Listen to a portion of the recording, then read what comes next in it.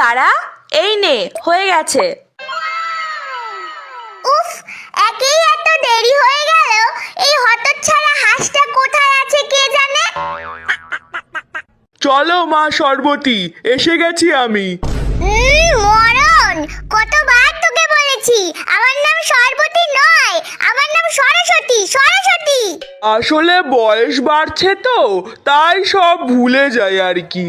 আচ্ছা চল, এবার নিয়ে গিয়ে উদ্ধার কর আমায়। বাবারে, পিঠটা পুরো ব্যথা হয়ে গেল, একটু ডাইটিংও তো করতে পারো। মুখ বুজে চল, নইলে এখানে তোকে একাই ফেলে রেখে চলে যাব আমি।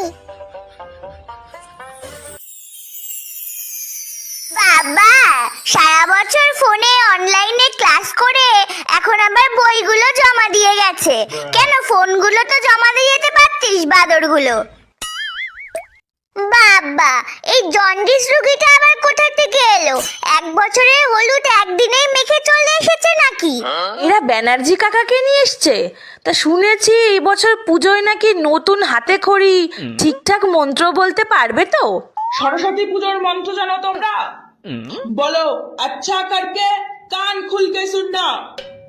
हम कह रहा हूँ, আমি বলছি, জয় জয় দেবী চরাচর সারে, কুচসিচ ভূত মুক্তাহারে, বিনা পুস্তক রঞ্জিত হস্তে, সরস্বতী মহাভাগে বিদ্যা কমলা লোচনে, বিশ্বরূপে বিশালাক্ষী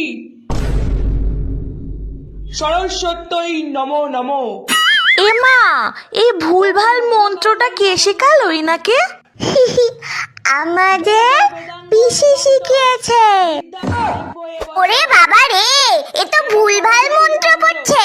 ওরে কে আছিস, ওঠাই তাকে।